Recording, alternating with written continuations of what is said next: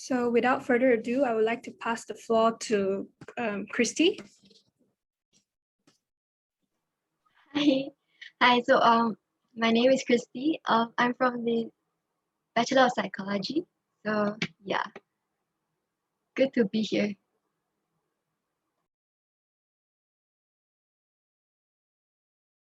Wait, are you guys expecting me to say something? Sorry, I went away for a while, so. Oh yeah, you guys can just pass around. Okay. Brendon, do you want to introduce yourself? Okay, hello everyone. My name is Brendon. So I'm also a year 2 student from the Bachelor of Psychology program. So nice meeting you guys here. Now I'll pass it out to Shaynae maybe to introduce herself. Okay, hello. Hi everyone. So I'm Shaynae. My name sounds hard to pronounce, but you can it's pronounced as Shaynae. Okay, so I'm a year 2 student as well from Bachelor of Psychology. Nice to meet you all here. Yeah, pass it on to Dustin. Hi, I'm Dustin. I'm also year 2. And yeah, I hope we have a good session tonight.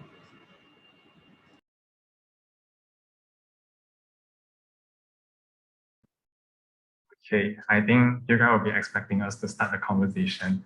So I'll be the first one maybe to break the ice maybe. So I think I run through like some of the questions that Nicholas has shared with us. And I think some of the question was directed to us, like asking us what are the motivation that can keep a medical student to like continue studying in a med degree. I don't think that we can actually answer that as a medical student perspective. But based on psychology, we'll like as a psychology student, like I think we also kind of like study in a similar manner that there's a lot of assignments, workload, a lot of research.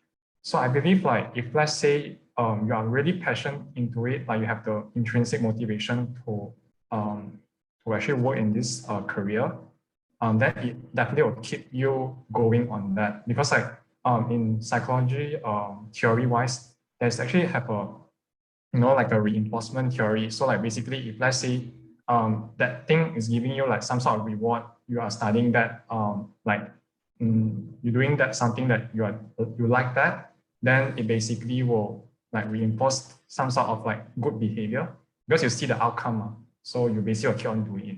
Yeah, maybe I can pass it on to another person to elaborate more. Maybe Dustin, you want to elaborate more? Yeah, sure. So what Brendon meant by reinforcement just now is like in layman terms, it just means rewarding yourself. Like you do something, you reward yourself. Like you do maybe after finishing a very tough assignment, you go shopping, go drinking, whatever you want to do, as long as it makes you happy. And what else is there? Like I wouldn't say keep you motivated, but yeah, in a sense, in psychology theory, that in itself is a motivation for you to continue working, maybe harder, maybe not. But yeah, rewarding is basically a reinforcement that maintains a motivation. Yeah. Yeah, I think another thing is like you can try to set like small goals for yourself. So like instead of like, we usually have like a long-term goal, but then if you set like a smaller goal for yourself, like baby steps kind of thing, you can actually like see like your improvement. Because like say you list it down, and then sometimes you feel like you've not done enough because you like keep doing and doing and doing, but you still feel like you're not doing enough. But then if you list it down and then you can see like all these baby steps that you take, and then you feel like I don't know, it's like you can just see that you have done something, and it really helps you to like gain motivation. And you can see like how much you've done, how much you need to achieve. And I think that's how I do to like help me keep myself motivated. Although I'm not like in med school, but I really hope that it can help you guys as well. Okay, so adding on to both Dustin and Kristy, what they both of them said, like what Kristy said, set small goals for yourself. Like what you can do is what I normally do was that I will list down all the stuff that I will need to do in a paper, then what I need to do on that day or among that week. So when you kind of like slash it off all the stuff that you've done, there's a kind of satisfaction for yourself, and that's kind of a rewarding system for yourself to know that wow, I've spent so much time doing all these stuffs, and it's really, really meaningful and productive when you see those kind of the list slashing forth one by one. And also like Dustin, what he said was that after you have done all the stuff, and then you like reward yourself by doing something that you actually like. So grab on something that a hobby that you actually really wanted to try to do it on for like very long time ago, and like maybe, okay, for example, you like watching anime or you like to watch drama, so just like reward yourself something, like just watch after doing the stuff, then you can do something you like, watch an episode or two episodes after that. So that's kind of rewarding yourself to do something and make yourself more motivated. Don't feel too dull in the sense that, oh, I've done so much work, I'm too tired. No. So get something that you actually like, and that actually acts as a motivation for yourself. Yep, I hope that actually helps you guys. Yeah.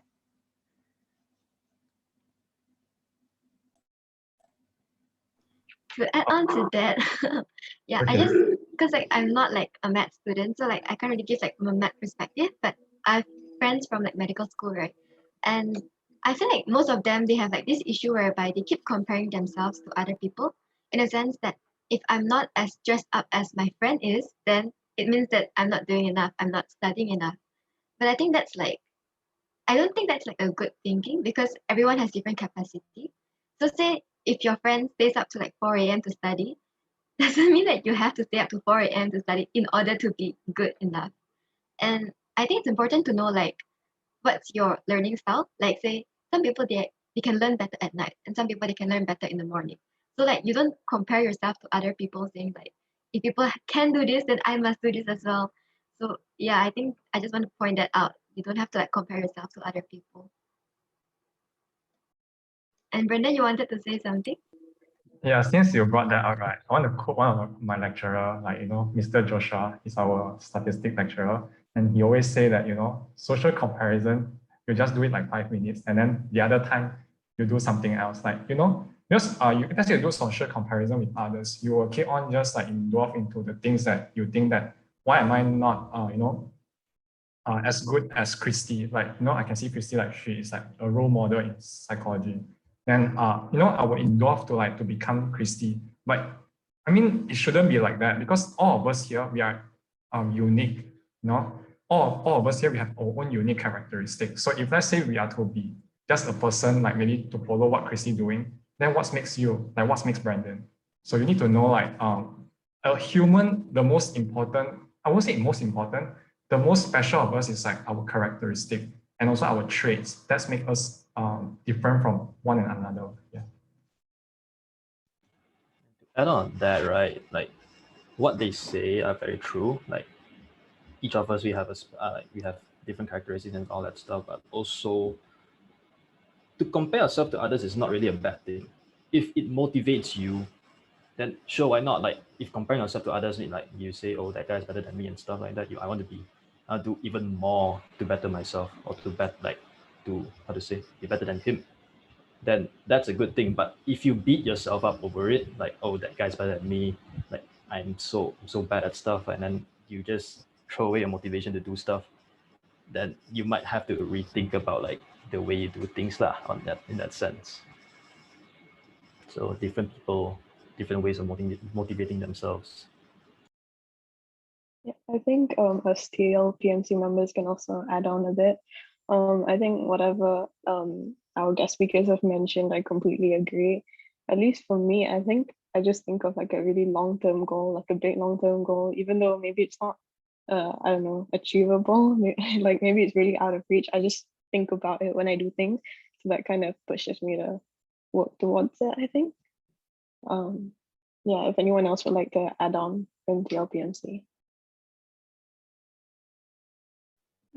Yeah, I agree with the guest speakers as well as Hemani.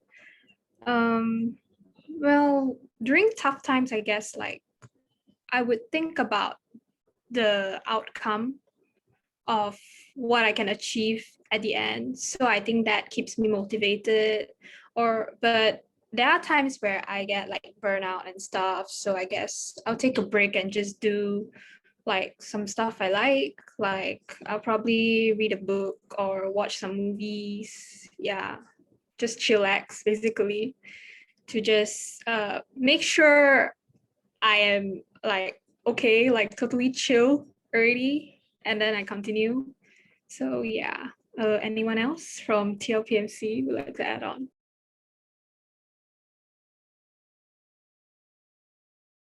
I guess maybe I can just say that, you know, as members of maybe our club or something else, I don't know.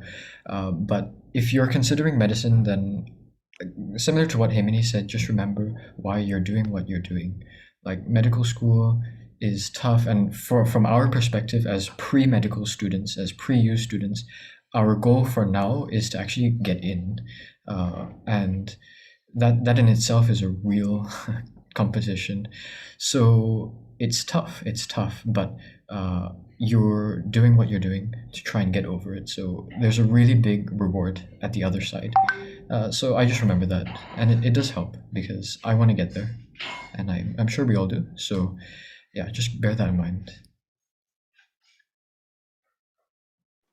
I mean, if you guys don't mind, can you guys like share like why you guys want to get like into med school? Like why did you choose this field? I mean, the other audience can also like type in the chat if they want. I mean, is it like you guys want it or like your parents want it? Yeah. Just curious about it. Okay, Nick, you want to? yeah, so, this is like an interview question. I guess it's I know this sounds pretty cliche, but it's an interest in the kind of life sciences and biochemistry area. I think in terms of where I've always been interested in school, I've always loved looking at like biology and chemistry and where they kind of mix. And I've always been willing to kind of like look further into those subjects and really make sure that I understand the topics. Sometimes with other subjects, I just couldn't be bothered because it's just too much and it's not worth it in my opinion. But when it came to biochemistry, life sciences, there was never that feeling, and so I knew that I wanted to end up somewhere there. But there's something about medicine where you're really directly impacting a patient, and I'm sure for you guys as like psychology students, it's a very similar thing where like you can help the people and the society. So that's something that also interests me a lot. So yeah, I'd say those two things. Like it's a genuine interest. Yeah. Yeah, for me, it's pretty much the same as Nick. I really have interest in like biology, chemistry, but I don't like physics. Yeah, I hate physics. Yeah, maths, I'm not that fond of it too. So yeah, but besides that, because I've been to an old folks home and I help them out, it's quite satisfying, I would say, like the process and all. You help them, you get to talk to them.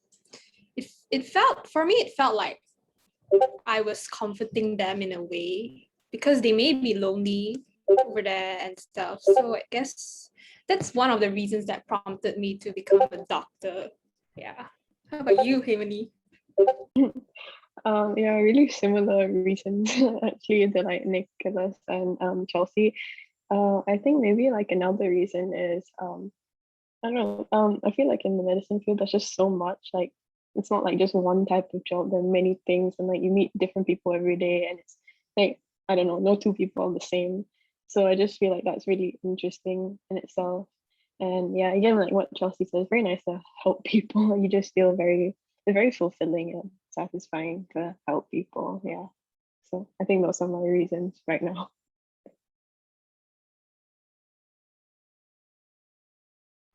Yeah, because like I saw like in the form, right, when you guys ask questions, I saw like someone asked like have you ever thought of quitting med school or something like that? And based on my friends who are in med school, some of them have already graduated and they've shared with me that yeah, they often think about it actually. Because med school can be very tiring because your schedule is like very, very packed. From what I know, my friend in Taylor's who's studying med school is like from 8 to 5 or something like that. So it's like a very, very busy schedule.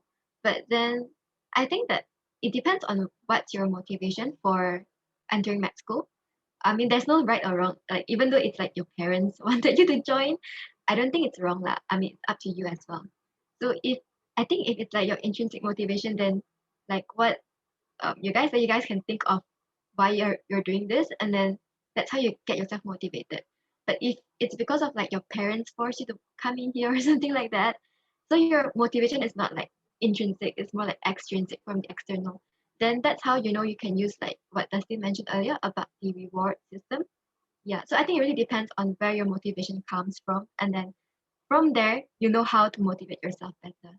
Yeah, I think Shaynae wanted to say something just now. Is it? No? Okay, would like to add on is that I have a friend who is studying medicine right now, a very good friend of mine, and during secondary school, one of the teacher that actually shared about biology and life sciences stuff and things, she would go to approach the teacher and it's like her eyes having very sparkling kind of thing while looking at those stuffs, and I can see that there's a kind of intrinsic motivation. She's really interested in all this stuff. So interest in for medical students is quite a very important thing when you are, because your program is a very long program. So that will actually you need to know what you're really interested and why you choose medical as your degree path, and that's very important for you to keep your own motivation and your interest in this program. It's very important for me to say. It's similar to psychology. It's how that it's the same, that how you look into your program and why are you really interested in this thing, what are you trying to look into, and that's how brings you to be interested, and you feel like, oh, I want to know more, and that's how it continues you in and maintain your motivation along the way throughout the whole program. Yeah. I would like to add on that. Maybe just an anecdote. Like, so the other day there was a talk from a few medical students, and one of them said he's never regretted medicine. He never finds it stressful. I'm not sure how much I believe him because I'm sure it's stressful at one point. But I think it just really comes to show that he was really interested, and you can tell from the way he speaks. And he does a lot of research at the side, so he's really not in there for the sake of it. Like, he's digging deep. And again, I mean, I wouldn't know yet. I'm not a medical student yet, but I'll take his word that he really does enjoy it, and that's because he has that interest, like Kristy and Shaynae were really explaining there. So I think, yeah, it does work. Like, and there's evidence, and people who I know who follow that kind of principle, they're enjoying it.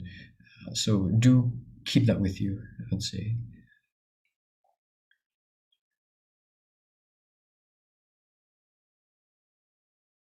Okay, I think the other two speaker has been sharing about the best side of the interest.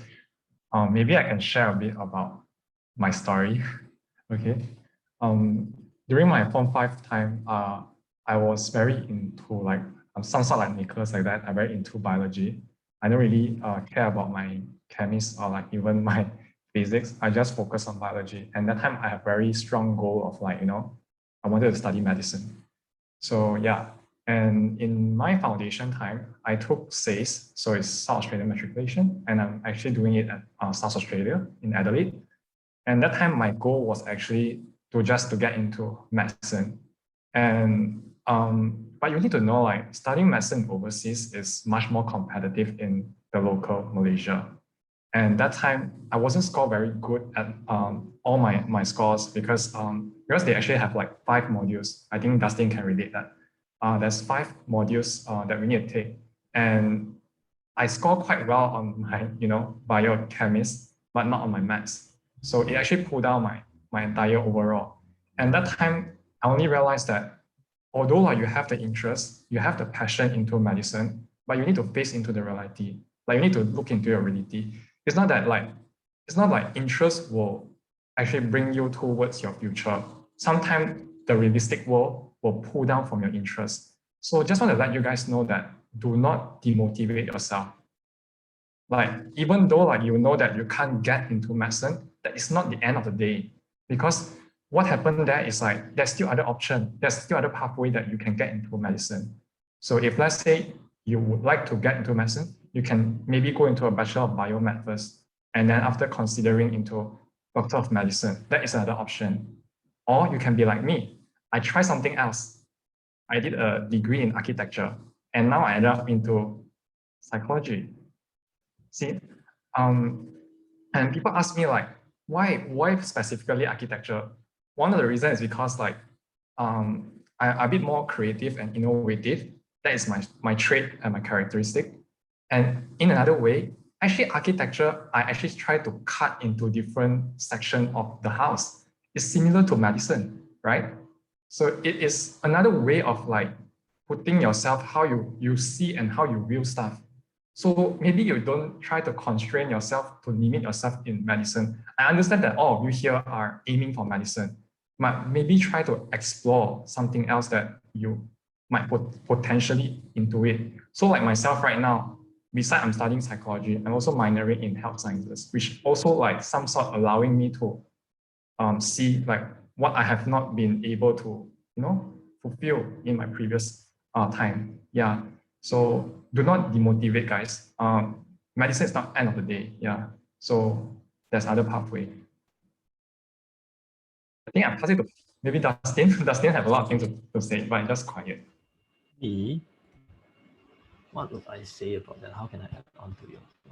Oh yeah, like what Brendon said, it's good to have motivation in, like it's good to have a goal and then to work towards your goal and all that stuff, but having like, what would you call that, backup plans would not be so bad, especially like during your pre-U and all that stuff.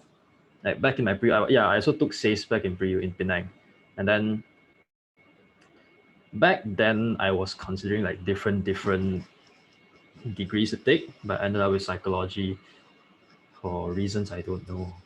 But yeah, and then in psychology, and then now I'm taking like a minor in business-ish, and I found my interest in business also. So I might be shifting my focus towards more like business research and all that stuff rather than psychology. So yeah, like what Brendon said, if you don't reach your goals, if you don't reach your goals, you don't beat yourself up because of it.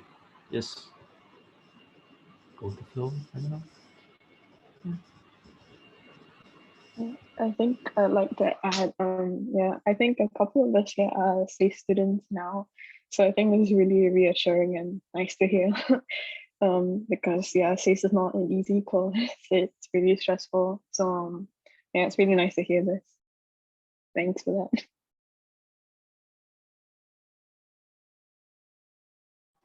Like which course are you guys in now? Like, are you guys in A levels or? Yeah, I'm in A levels. Yeah. How about you? What do you take before like psychology? Like what was your pre-U course?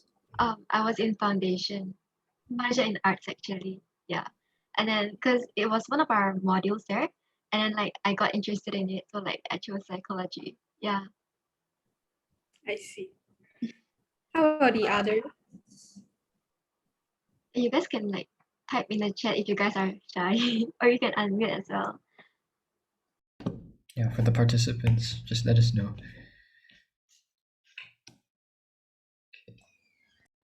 Okay, so I'm actually having similar foundation as Kristy, but different intake. So I'm also from the foundation in arts. So what really came to me that I wanted to approach psychology was that I was interested in animals at first. So I would like to understand about animal behaviors and how does that actually work. But eventually, slowly but slowly, I actually found that human behaviors are also very interesting to know, to really discover. And like, different kinds of people have different kinds of behavior, and they behave differently in different occasions. So this makes it very interesting to know that how we actually can be a different kind of person in different kinds of scenario, and what actually causes it to be. So that really leads me to understand on psychology. So one of the modules like as Kristy said, one of the modules is in Foundation in Arts is social psychology. So that came to my mind that wow, that there are really a lot of things that actually are affecting us and how affecting us around us and how we actually behave because of all these factors. So that's how I came into psychology. Yeah. Passing on to Dustin.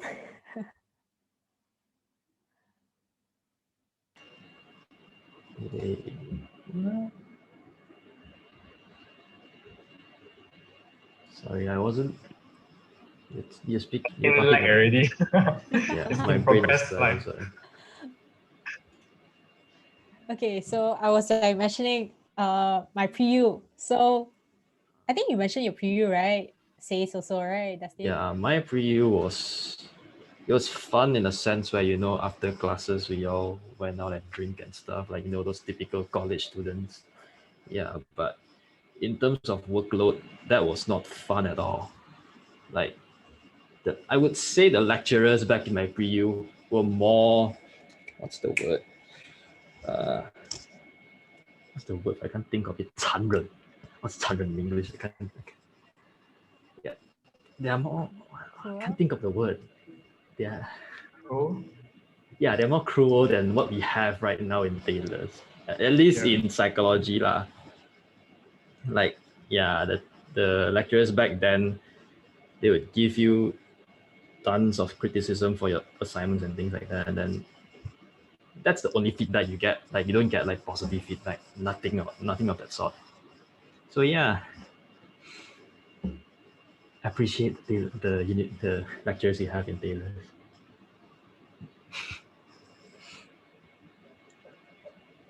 I mean, like, who here is taking A levels right now?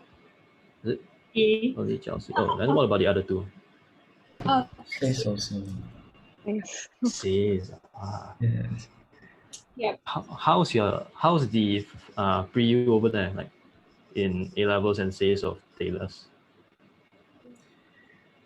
Should I go for you or you Yeah, go? Chelsie, go ahead. Go for- Mentally, it's quite taxing, I would say, because the content is very in depth. Like you learn very in depth. So yeah, it's hard. It's quite stressful at times too. So yeah, because our course is like focusing on exams only. So it's like you do the revision and exams, and that's it. We don't really have any projects, I would say. Yeah. How about you, Nick? For me, okay, I'll put it this way. Before doing SAYS, a lot of my friends used to use Notion, the app. I never understood why. And then I came to SAYS and I realized I need Notion because otherwise I'm going to forget everything that I need to do because, coursework is tough. Especially, I mean, I came from I did my IGCSEs and we never did coursework, right? So for us, it was just my exam is then, and that's the only date that really mattered to me. But coming to SACE, it's like I have a deadline here. Every week there's an exam or something. And all of a sudden it's like, nope, can't remember any of this. So organization was a huge issue when I came in, but it forced me to just, I mean, I had no choice but to get that sorted because I would be failing at this point if I didn't. So thankfully I got that out of the way. It teaches you a lot, I'd say. It prepares you, hopefully. Yeah, I think I'll add on. I mean, I'm in the same boat as Nick. Yeah, I did IGCSE before, and then now doing SACE. I think it's easy to get very overwhelmed. I know, like the first month, I was really overwhelmed with everything because I was just used to like studying till like at the last minute and then doing the exam and like doing okay. But then for SACE, you have to continuously be on your toes and like know what you're doing.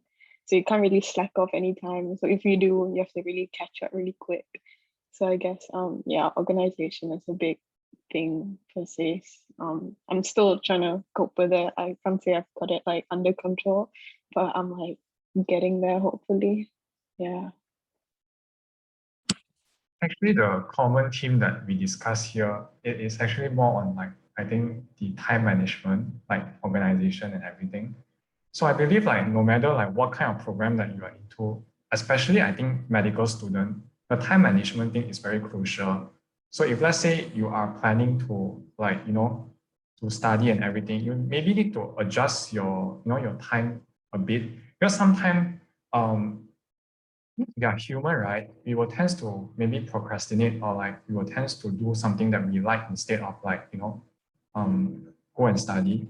So that's why sometimes we will actually, like what Nicholas mentioned just now, he will miss some of the assignment. It's not that we don't want to remember that, it's just that it don't have some sort of association or rewarding thing that towards us, so that we won't actually will be how should I say, we won't actually go and emphasize on that particular thing.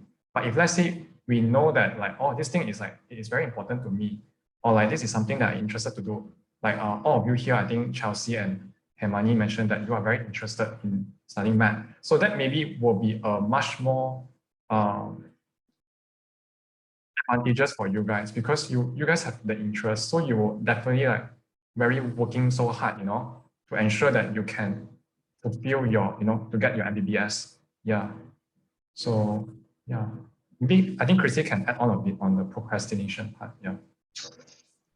I think for me, because we're talking all about motivation and stuff, right? But personally, I think that it's not that bad to procrastinate sometimes, but you need to have a limit, lah, right? So I don't think you have to keep forcing yourself to be motivated 24/7, because I don't think that's possible actually. So I think it's important to rest as well. So if you really feel like you're unwell or something and you really want to rest and you need to rest, then just rest, lah. You don't have to keep pushing yourself just because others are doing it. So I have to do it as well. Yeah, I think that's very important as well. And also for what Shamitra said in the chat about regret, yeah, I actually relate to that a lot as well, because when I was choosing my course, I was also very scared of what's gonna happen and if I regret it in the future. But I think the main thing is that you have to get to know what you're going into.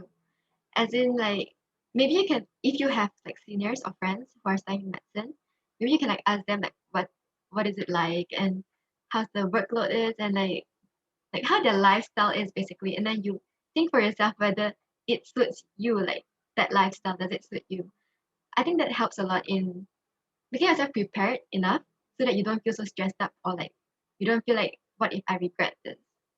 But then on that note, I feel like Brendon can answer more on this, because he's changed his major so many times.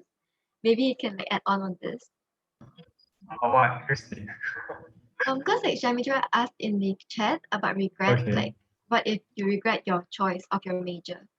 And then you said earlier that I think you don't have to regret on what you are doing, because what I feel is whenever things coming into your life, I would say it's a destiny. I would say, yeah, it's already a fate to you.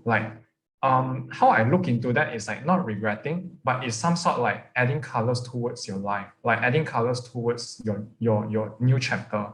So when I get into my uni life, I always I somehow got regretted lah. I will tell myself, hey, why I cannot do better for my maths? That time I'm doing mathematical studies. That was the hardest maths, and all the damn calculus integration, whatever, I hate that, I actually resent everything to my mathematical studies, and I say if let's say I do better on that part, I might even now doing my MBBS, in University of Adelaide already.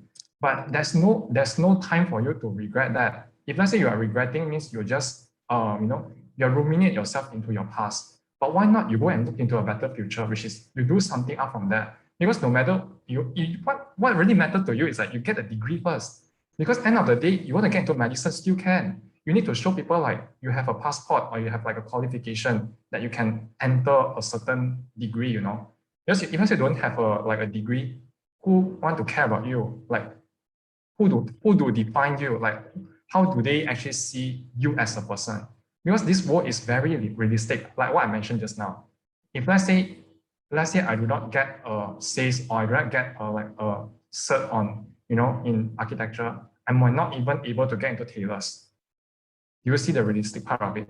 Even though how much money that you have, but you don't have a certificate or testament, it can't show you what is your qualification. So that is the challenging part of it. Why we are being tested all these things? Why do we being tested like lab practical, like research report? Why we are doing that? Because they are trying to see what make us passionate in this field. I believe, Nicholas, you can know like how hectic is it those days. Like you need to hand in your continuous assessment and everything. Like Dustin actually definitely know that. So yeah, definitely like one of the things is motivation. But sometimes I think what make us not motivated is mainly because like external factors like your peers. You will actually ask you like, hey, let's go for like drink, go bar like that. That definitely have like friends that will be I will not say it like that, but I mean like bad friends. But you need to know where is your boundaries, and you need to know like what are the limit, like what Kristy said just now. So if let's say it is no harm to you, then go on. But if let's say you think that is bad to you, then you just draw a boundary. So yeah. Okay, I think I better pass to another person. But I think, right, like another issue is like sometimes you might fear of like financial issues. Like if I Yeah. regret this, but I don't have the money to like study another course, or say if like your relatives will be like, why your daughter like that? Why your son like that? You're scared of like what people will think. So I think for me, I'm just gonna like if Chamitra you don't mind, maybe you can like share if you have like a backup plan, or like you have any other courses that you would like to go in. Because to just share my experience, like how I chose psychology, I actually had like many other choices. I actually list down like entire thing. Like I've interest in like architecture, I've interest in event management, mass comm, and all like very different fields. And then how I went into psychology is like I slowly cut off slowly which one by which one that I think I'm not interested in, like, or that I don't have that much passion for it. So for example, like I think event management is too much work and then I don't want to do it, so I cut it off. And then I slowly like reduce my list to like say maybe three left, and then you from that three you find out like which one suits you, like which one suits your lifestyle and which one you have most passion in, and what you want to do after you completed this degree. Yeah, so I think that's quite useful. I mean, I hope it's useful for you guys as well. Instead of like just choosing one like straight away, you slowly cut off which one that you think you're not as passionate in. Yeah. Shaynae, you want to add on? I don't think I have anything to add on because like it's choosing your program. Okay, really want to add on is that yeah, choose the correct by using what Kristy actually mentioned. Try to find what you're really interested and then like slowly slash it off, and what really improves yourself in the future, what really, and looking in the future of the career, is that really what you want? And that's really very important for you to make that decision of choosing the program. So talking about medicine, I actually mentioned about I'm interested in animals previously. So I actually wanted to go into veterinarian programs, which is also kind of a medicine kind of thing.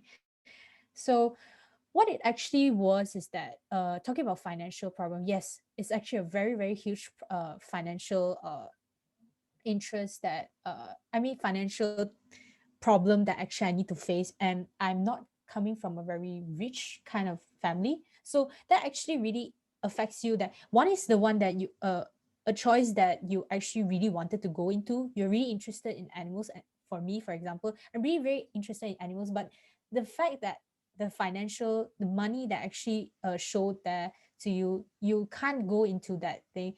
So change another path that actually related to what you really wanted to do, but it's another point of view in looking into what you really want. So if you think that medicine is stressful for you, or medicine is like you wanted to do but it's not, you cannot afford it, and you find that, oh, maybe I've done this thing and then I pay for it and then it's not what I want, and it became a regret for yourself, it's gonna be a very huge thing for you. So try to think more about what you are actually interested about it, and think about the results of you choose that career. That's very important thing.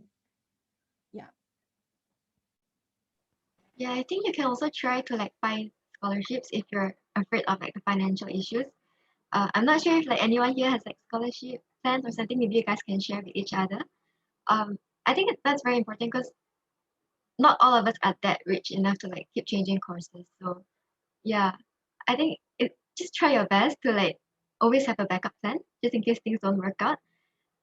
So I think as long as you have like all these plans, you have like okay, you know where to get your scholarship, you know where to go if your plans don't work out, then you'll feel like you feel less anxious about it, and hopefully it will help you not to regret your decision. Yeah.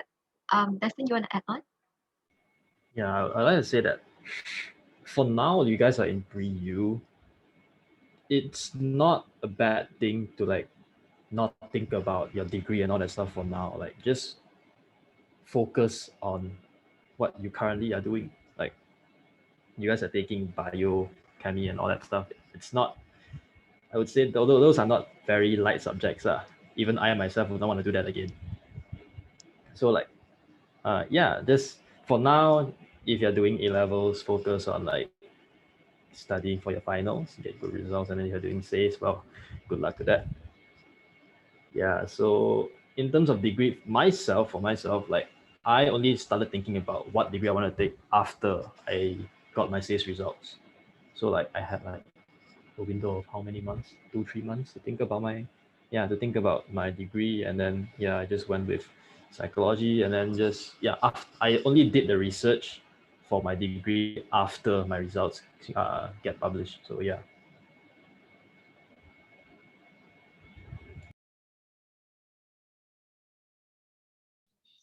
I think,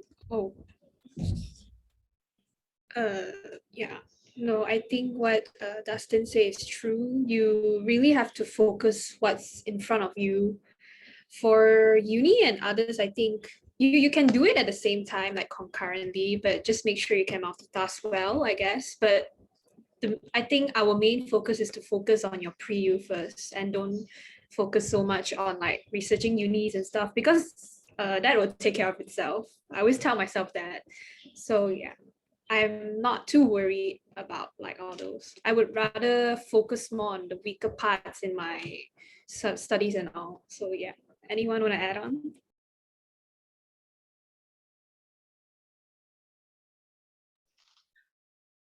Oh, okay, I'll go first. Yeah, I think that's a very good thing to do because I know, like, from personal experience, I try to like, I don't know, do too many things at once, or like maybe look at too many things at once. Like, maybe during the holidays, I was like, I had like a semester break like last week, and I spent like most of it maybe looking at unis and like stressing out about the future, getting all worked up, and then I kind of forgot about all the actual work I had to do for next week. So I think yeah, that was a bit of a regret, but yeah, I think that's a really good point to just keep focusing on the things that you're doing now also, because in the end, if you don't do well on that, you can't really go on for the future, or like, you know, you can't maybe do what you're looking at. So I think, yeah, put the focus on the present. Yeah.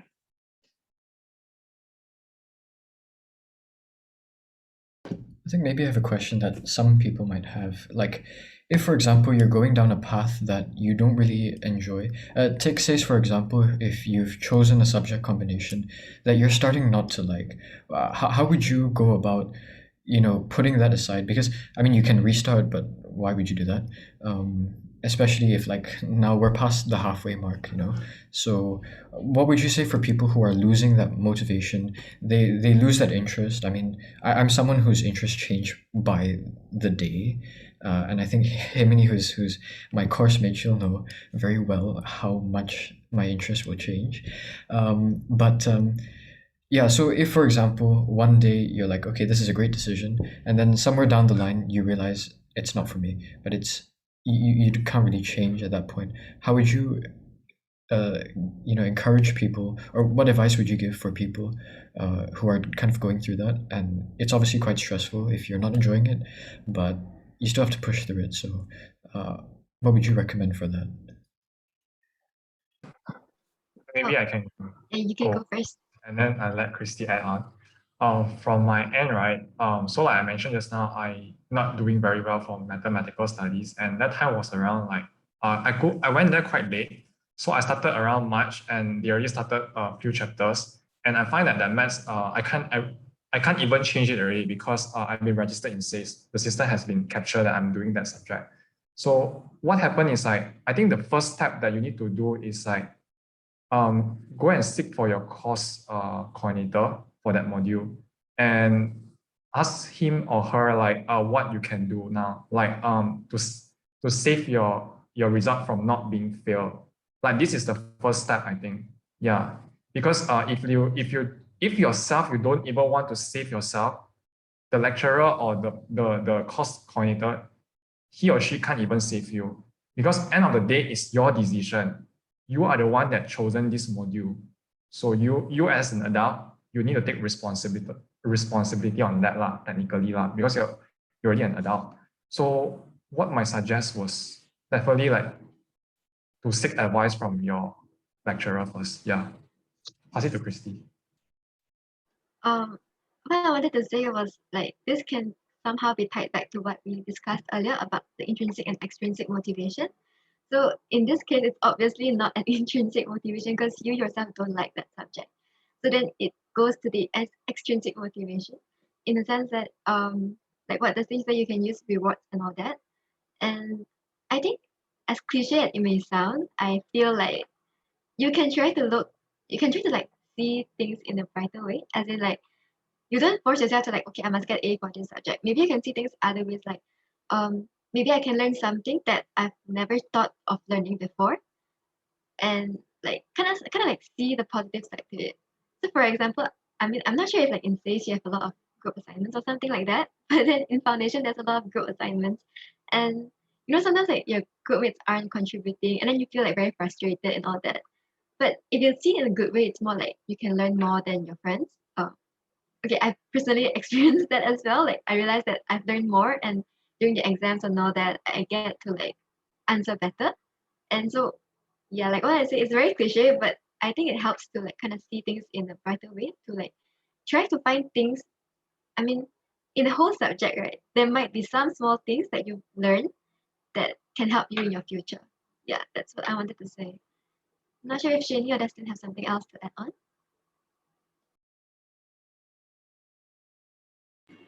Well, for me personally, I've experienced this back in SACE. Like, I'm from a science stream. I took bio. Wait, what did I take back then?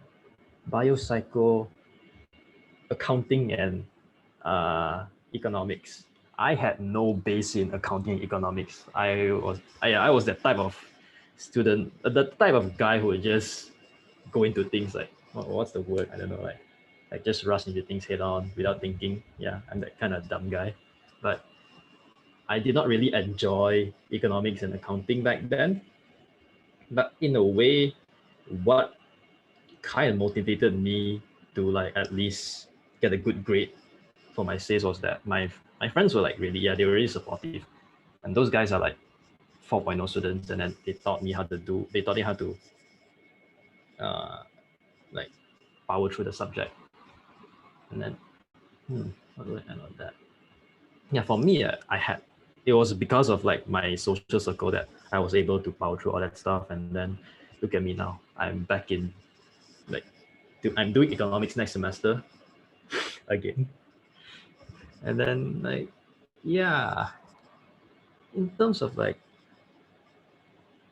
why, I don't really know how to add on that. Like if you pick a bad, like if you think that you pick a bad decision for now, I think it's just, you can just stick on. Yeah, I have no idea how to elaborate on that. Maybe Shaynae, you wanna add on or something, or you're not like, you have anything to share? Can I would say that doubts are very normal among us. Like every day, every life, you're having doubts among throughout your life, with different kinds of things you need to think of, and suddenly a thing that you're very interested and suddenly became not what you really like. You change your mindset among that stuff, among the thing that you actually think, oh, I like this stuff at one point, and another time you say that that's not my type. So doubts, I would say, is very important, it's a very normal thing, but try to change in another sense, that try to take it as a very good thing, like as what Kristy said. That's the thing. When you look into something that you don't like, try to change that point of view. We call that as cognitive dissonance. So that's how you try to change the mindset, that's saying that, oh, I'm having this, I'm gonna learn something from this. I'm always, like as what Nicholas said just now, you're already halfway through your program, and you already get so much information throughout the way, and suddenly you said you're not suitable for this program. So what you actually can think of is that, try to think that, oh, I've learned so much in a way, so that, and I want to continue. I don't want to waste the time to change another one. And you get the advantage and disadvantage. Try to balance it out and think that what is really benefit for you and what's not benefit for you at the point when you make a certain decision. So I would say, balance it up, think what you actually want to continue or you discontinue, and what are the advantages and disadvantages to work on in the future. So that would act as the external motivation. So yeah, change your mindset as thinking it as a very good thing, like what Kristy said just now. That would actually help you in a lot of doubts, and it would be beneficial.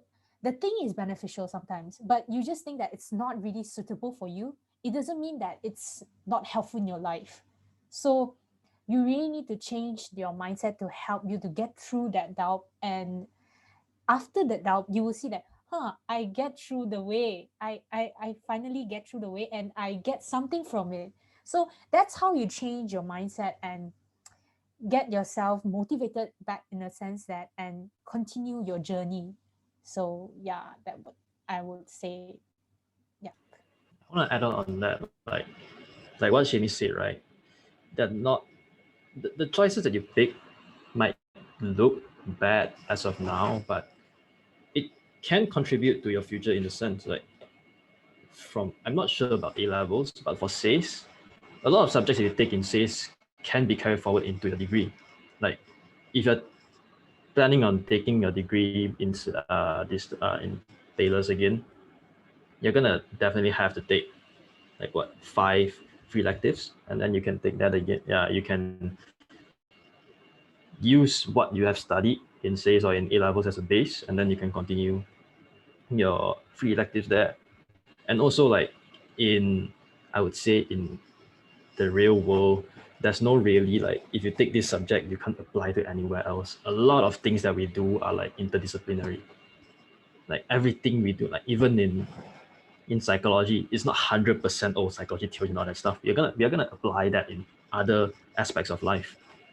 So yeah, it's not a bad thing to have, like, something that you think, oh, this is something that will not contribute to my future. It may contribute to your future in ways that you won't imagine. Oh, like I think just now Shaynae have shared about like the changing the mindset.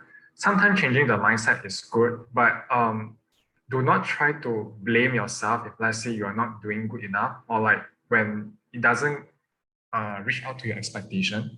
Because if, let's say, you could not achieve that, that doesn't mean that you have not actually do your best. Actually, you did your best. It's just that you are just unable to achieve that, because you need to know that every individual have the cap or the limit.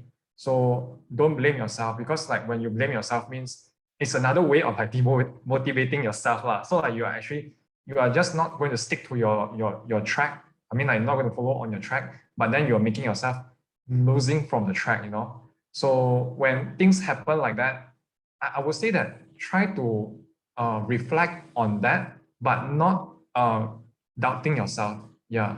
Because when you're doubting yourself too much, like until the sense that, you're asking yourself why, like that, like how I did myself, like resent to the mathematical studies, it's actually like a way of, like, ruminating into like past, I would say. Yeah. I think I also want to add on because like what Nicholas said, like he has many interests and all that. I think something important is that you don't let your personality limit yourself. Because like I know we all take like all these personality tests and like career tests and all that. I think it's good. It gives you like a guideline kind of thing. But I think that because like in psychology there's like this theory of like stages of psychosocial development. And I believe like most of you are like, I don't know, 18 or 19 years old now, right? And like during this stage is like this identity versus role confusion stage. So like you're still like not very sure of your own identity yet. You're still trying to find out like what you don't like.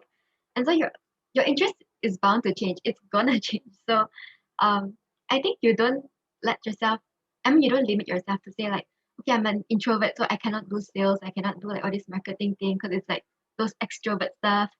I think you need to like let yourself explore more to try out new things.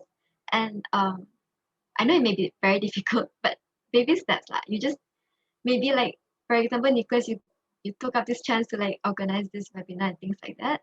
And I think it's like very important to take all these small steps to find out what you like and to like just gain new experiences. You can use like small platforms like this. And like I don't know, maybe you guys if you guys just like unmute yourself or something, it may not seem like a lot, but it may be a lot to you. And yeah, I think all these small baby steps can help you to find your identity more. Yeah. I want to say something like small mistakes doesn't define you, that you are that kind of person, that you are really really a wrong person or a bad person just because of that small stuff. It doesn't define you all the way. So try to make more mistakes and learn from it, then you will actually know what you are in a way, and you slowly define, you have your own definition of yourself, and that's how you create your own identity and what you really want in your future. That's how I would say. Yeah, want to add on to that. Yeah. Like our advisor always say, Miss Pangchai, she always say that when you make mistake, it's basically like a learning curve. Like you learn something from that. So like myself, says I fail some of my quiz, but from there you know the pain lah. I mean like in Chinese we say like you hit the door, then you only was learn something from that. So it is some sort like it will wake you up, like it's like in the Western people say you kick your ass, then you only can sort of like, like, ah shit, like I need to like work better, like for my next quiz like that. So yeah, because we are all human, right? Yeah, so like we need to like some sort like, being kicked by the ass, only that we can realize that, oh shit, like I need to start to do something from there. Yeah. Yeah, I think I'd like to add like I would say that like those mini quiz and tests for each topic, and that gets very stressful because I don't know, for me at least, like if I didn't do well for one, then I feel very demotivated because it all comes to the end and then you're like, I did badly, so now how am I gonna do well? So I think the advice that Brendon just gave, I think that's a good thing I should take into consideration. Yeah, to help me motivate me again. I think sometimes, right, when you do the quiz or like you're taking the like some sort of like those multiple choice question, I feel it's not because of like you don't really know the facts or you don't really know about all those information. Sometimes it's just that the situational, like maybe you broke up with your boyfriend or girlfriend, it might affect your studies, or like maybe you are not at your favorite spot. Because I think our lecturer did mention that when you are studying or like you're having an exam, you need to be associated to a certain place so that you can, recall back like what you have learned in the lecture.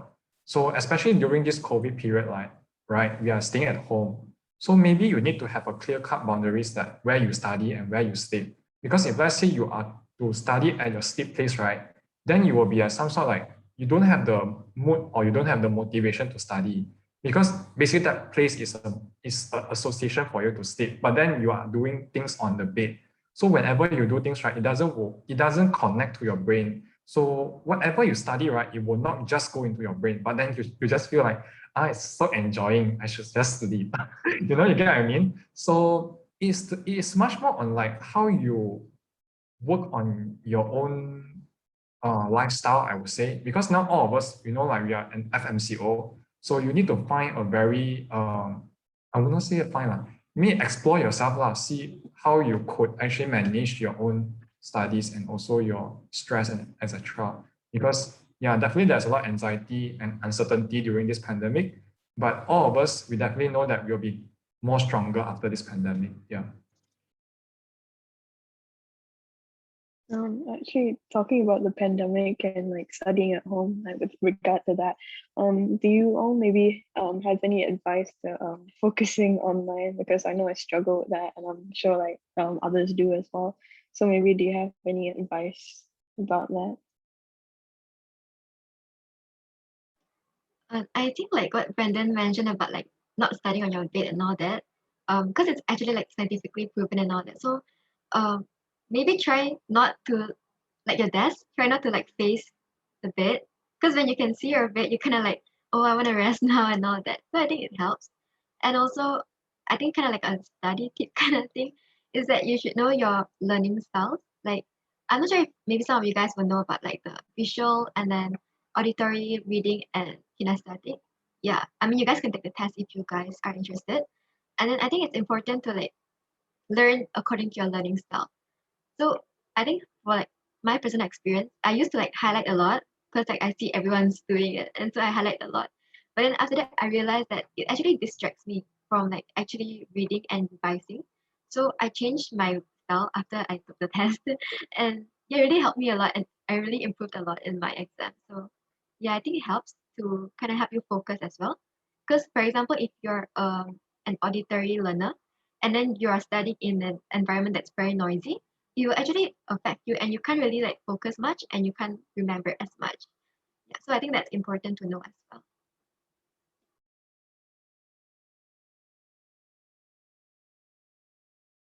Yeah, like the one that Brendon sent in the group. I mean, you guys can try it later or now, whenever you're free.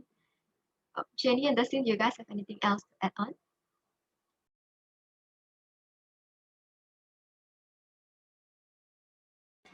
Yeah, for me, yeah, don't what Kristy just said, like don't study. Actually, Kristy and Brendon said, don't study in where you eat, where you sleep. For me, I do those things, and it's safe to say that it really, yeah, it decreases your motivation by a lot. Like I'm doing, how many semesters has it been? 4 semesters in my bedroom, and yeah, it was okay for the first semester. Like, wow, I'm studying at home. It's so fun. And then yeah, second semester came, and then now it's 4th semester, and like, wow, this is not fun at all. Not really. Like, if you have the freedom to study in a different place, then yeah, sure, it's better to do that lah. But if you don't, my advice is that try. Yeah, one thing you have to. What can you do for that? For me, I try to reorganize my entire bedroom so that yeah, the bed is out of the way. Even my dining table is out of the way. Yeah, so I can focus on purely my computer, which is also. What else is there? If you were to assimilate with online learning, Brendon, do you have any ideas? Like, oh, Brendon, you study in a different room. Like, you keep changing rooms, right? Yeah, I keep changing room because another thing that why I changed my room is because actually I actually told, because I feel like sometimes you're putting yourself in a room, you actually will be feel like very stuffy. So I some sort of like associated to my work desk previously where I work become a stressed down place for me. So I think Kristy and Nicholas can relate that because they know like my workload as a president of Taylor Psych Society, and also like you know, as the best rep, and also like others organization, you know, exco. So that place will basically my place of working, you know. So you will have some sort of linking yourself to like this place is very toxic to you, you know. So whenever you try to go to another place, it will start to like refresh your brain, and you know, you feel like the oxygen is finally here, you know? So like, it just gives you like feeling like, wow, like it's much more better because you won't have the stress that you always have like that. Yeah. And also try not to like, you know, study at the place that you always will do those things like very relaxing, because you will just have the tendency of like, you just want to chill out, or like you just want to lie laying down on that. And adding on to that is like, I think one thing that I realized is definitely is like exercising. Yeah. So exercising, because all of you are going to study math, you sure know that while exercising, you will secrete some sort of like hormone in your body that make you feel happy. I think it's called endorphin, right? Am I correct? Sorry. Yeah, I think it's endorphin. So basically, yeah, you do exercise. Like for myself, I'm not a very outing person. So what I do is I just climb up and down from my staircase, my house staircase. Then it's some sort of like exercising for me. Or like if let's say I'm really very stressed, I think all of my friends here know I'll go and do baking. Yeah. So baking is a way for me like to release my stress. So I told them like I basically will transfer all my stress towards the cake. Yeah. So like I just dump everything there. Like I hate statistics, I hate you ANOVA, whatever. I just going to throw it into the cake, you know? So it's like, it's a way of like throwing your stress. And some of you, like, if let's say you are really like in a way of like, you need to like de-stress in a way of writing, you can scribble your paper. It's a way of releasing your stress. Because if you don't release your stress, you will basically just keeping everything into your heart, and there will be one day that you will feel like you want to explode. Yeah. So that is also why like that happened. And another thing that I want to add on is, as you know that Taylor's, we actually have the Center of Counseling Services. And if you really need like, you know, some sort of counseling services, do reach out to them. And if you, let's say you feel like you feel uncomfortable like to speaking to a Taylor's counselor, you can also call like others, you know, hotlines like Befriender or like Talian Kasih, those. Yeah, you can just reach them. Like, I think if let's say you guys need the number, I can share with Nicholas, and Nicholas can share with all those society member, you know. Yeah, this is another way that you to reach out, because I know that a lot of professionals, especially like psychology student and medical student, we some sort of like, you know, we think that we are very professionals, like we know like what we are doing. So you some sort wanted to feel like, you know, if let's say I reach out to these people, people will think like, hey, you study medicine, but then you can't treat yourself, then how are you going to study medicine? Don't have this kind of mindset, actually. We are all human. We actually have our own limit, like what I mentioned just now. So if let's say you know that you're beyond your limit, go seek for help. Yeah. If you don't seek for help, you are just deteriorating your mental health. And you deteriorating your mental health means you're actually deteriorating your physical health, because there is an interaction, like there is actually a, you know, some sort of linkage. Yeah. So yeah, I think my card is like that. I see another person.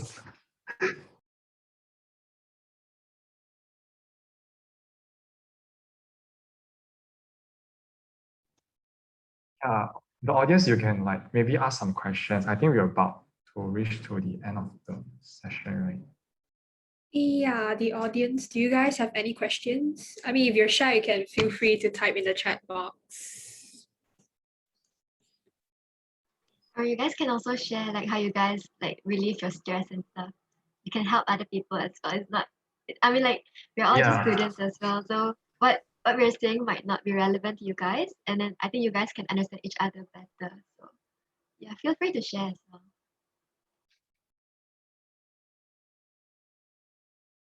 I think while waiting for them to share, I think I can share another like what I did in Australia maybe. I think in Australia, like in Melbourne, the time I was studying in Melbourne, there's a place called like Distress Yourself. So basically you just pay like 35 Aussie dollar and you can throw like television, throw bottles and everything like unlimited, like within 2 hours time. And I find that it's like it's very nice and feeling like very like exciting, because like you're throwing like TVs and like expensive stuff. So like, I don't know, I just feel like excited. And I think Malaysia also have this, but during MCO it's not operating. So maybe after this MCO, you guys should try that, like after your exam. Go and release your stress. Yeah, you need to do that. Yeah. Any places in Malaysia where we can throw expensive TVs at a mall? I think got one place in Malaysia in KL you can go and search like releasing stress like TV. You just use some keywords and find, and definitely like they will come out. I don't think it will be very expensive. I think it will be around like maybe 50 or 60 bucks, but it is definitely a worthwhile experience. Yeah. I think, yeah, if I were to share how I relieve my stress, I said it in a previous talk before, but I actually work out. I do cardio because it's intense, so it's like you don't think about anything else. So I work out, and if I'm too lazy, I'll just sleep. Yeah. Or I'll watch Netflix. Yeah, it's not anything special, but yeah, these are the few ways how I relieve my stress, I guess.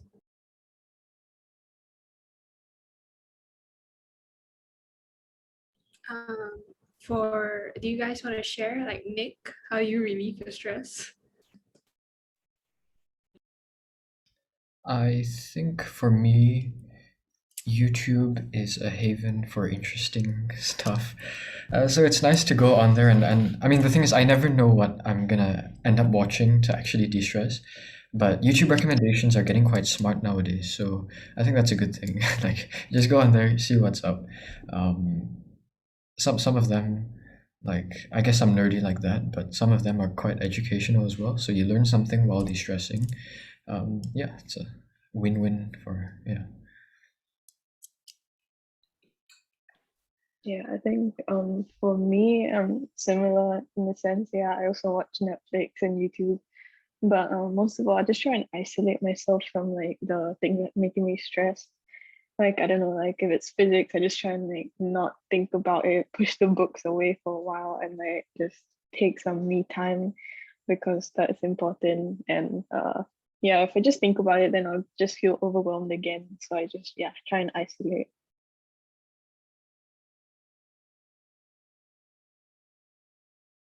Well, I mean, talking about like how Hemani mentioned about like isolating yourself, I think it's also sometimes good to like isolate yourself from like your social media if it is like giving you some sort of like stress. Because I feel like now we're all in FMC and all that. We study and then we do our social media in the same place. So sometimes it kinda, I'm not sure about you guys, but sometimes give me some sort of like stress, especially if you're like involved in many clubs and all that. And then all the messages keep flooding in and you're like, oh my gosh, it's like so overwhelming. So I think sometimes it's good to like stay off the screen. Like I don't know, go out. I mean not go out, I mean like not out of your house, but like get some sunlight or like I don't know, do things that you enjoy. Yeah, so I think it's important as well. Do you guys want to add on? Because there's a question from the audience. So does any one of you want to add on before I say the question? No? Okay. So this is what she asked. What advice would you guys give to students facing, for example, imposter syndrome?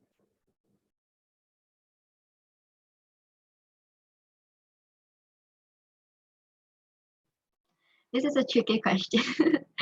Let me think. I mean, if you're doing like this imposter syndrome thing, it's because you kind of like wanna please someone or you wanna become someone. I think it's because you have like a gap between what you are now and what you wanna be. And in a way, it's not to say like entirely a bad thing, but I think you need to have like boundaries, like what Brendon mentioned earlier. Like, how do I put this? Like, you need to know what makes you happy and what does not make you happy, and then you try to form some boundaries. Of course, like some things you're like kind of like forced to do some things, but then you need to like draw a boundary to see like enough is enough. I think that really helps a lot. I'm not sure if the rest have anything else to add on. I think just now Kristy, like at the start of it, she actually shared a lot of like, things that could actually potentially cope with this imposter syndrome. So like for example, baby step on this thing. But one of the things that I think it is very important is when you have this imposter syndrome is like to stop comparing. Yeah, because a lot of time we tends to keep on doing that thing while you actually know that I shouldn't compare, but like yourself, you will some sort like maybe subconsciously actually starting to compare, and that actually make the imposter syndrome to be.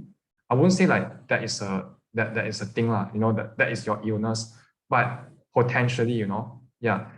So what you do is like you stop comparing first, and like what Fira said, own your journey, and also the other way is like maybe share your feeling to a friends that you feel close to.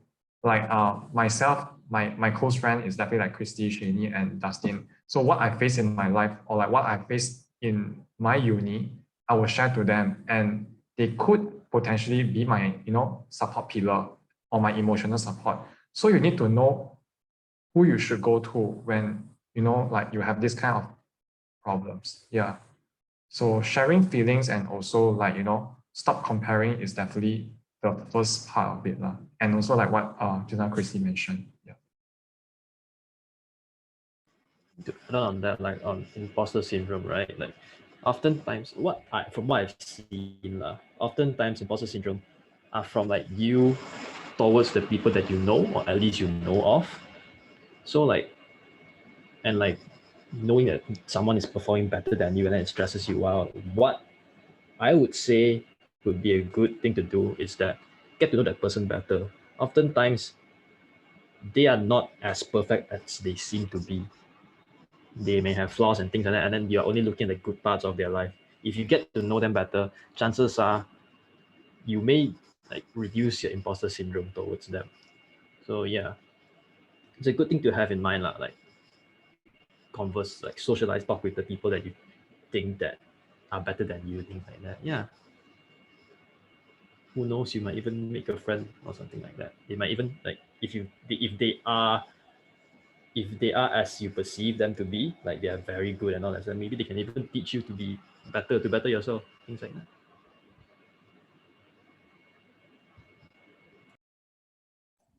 Okay, to add on to all of the speakers here, they spit to talk about. So I would say that imposter syndrome is like what Disney said. It may be a person that you actually know, and you would really want to be that person, and that turns out to be a lot of stuff that build up the burden and build up the stress that you're having, and it slowly become a very toxic thing to you, and it turns out, and one day it blasted out, and it's very very worse in a situation, and you don't want that to happen. So everyone is unique, as what Brendon said in the very start of the discussion. So everyone is unique, and they have their own capacities to work on stuff. So you don't need to compare to other people, saying that you need to be that person. Even like what Dustin said, people are they are they may not seem like they are actually very good, but they everyone is unique. They have their own stuffs, that they have their own characteristic. They have to they perform in a way. So try to be yourself. You have your own identity, you have your own personalities and characteristics. Be yourself, do what you can, and set your limit. So what Kristy said, when you are over your boundaries, stop it there, don't over it more, and just cope it with yourself, with your methods that you're actually trying to cope, and just be yourself. You learn from the process every time, that when you do anything. So in terms of that, you slowly increase yourself and be a better person from the process and while you're learning. So you don't need to compare from other people. Yeah, so that's what I want to say. Yeah, I think like what Brendon mentioned about the comparison thing, I think it's not very easy. It's not very easy to like stop comparing, especially if you've been doing it like this whole time, like every time. But I think the main thing is the first step, that is you need to acknowledge that you're comparing yourself with someone else.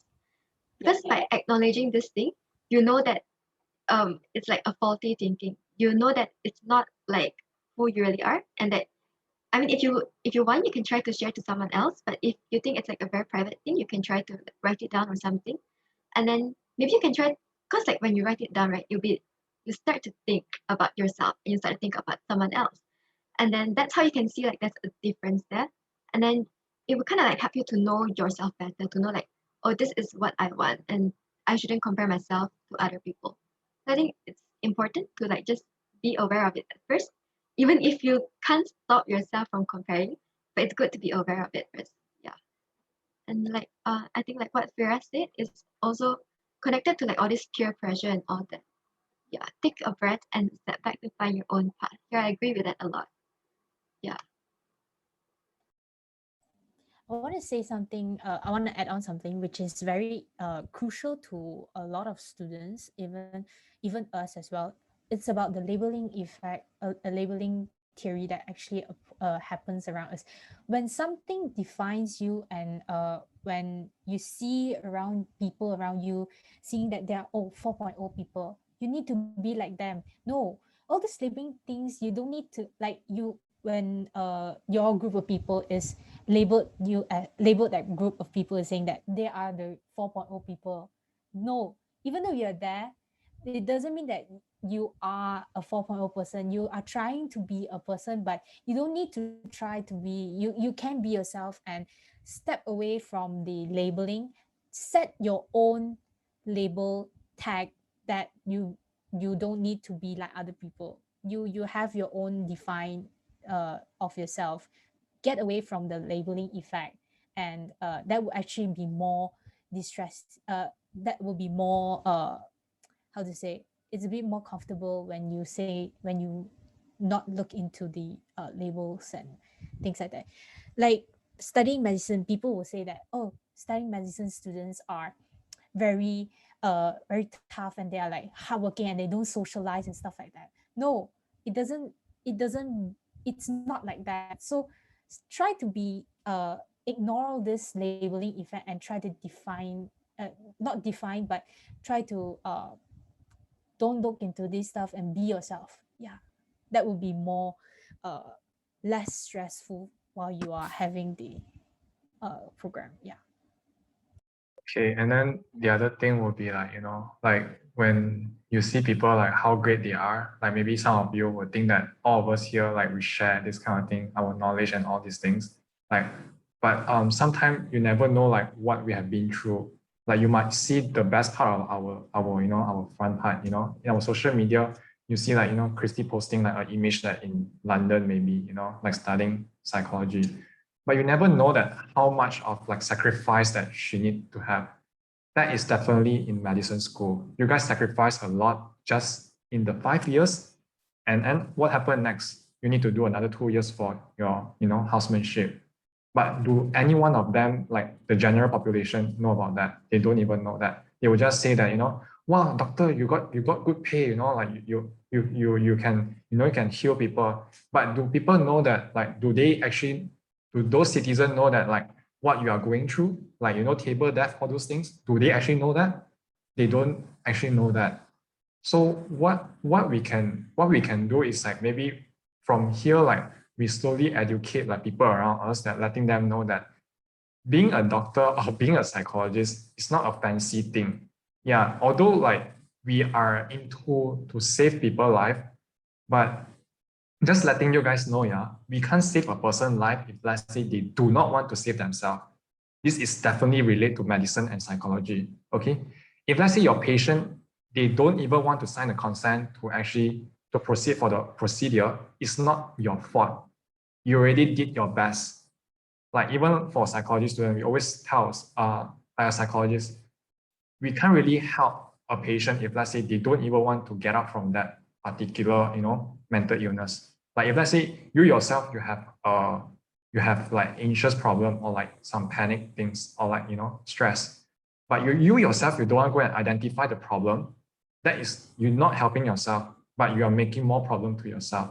So the first thing towards that is like to identify the problems and, work on it. Yeah. So I think probably that's the time of this session. Pass it back to the host. Yeah, I think that's all we have for today. So yeah, I thank all the guest speakers for the discussions we had today. It was very interesting and informative, definitely. And it was just nice to like talk and like get to know the speakers and learn about their experiences. I also want to thank who have like the viewers at home for joining today. All right. Thank you so much. And before we all leave, can I have a group picture? So can you guys turn on your camera? Yep. Okay. Okay. I'll take it now. 1, 2, 3. One more. 1, 2, 3. All right. Thank you. And Nick will be sending the post-event survey. So yeah, there it is. And also remember to check out our Instagram page. I just sent it. So yeah. Okay. So yeah, thank you guys and hope to see you guys again soon. Okay. Bye-bye. Thank you guys. Really had fun here today. Yeah, thanks for joining. Bye bye. Thanks for joining, Thank everyone. you. Bye.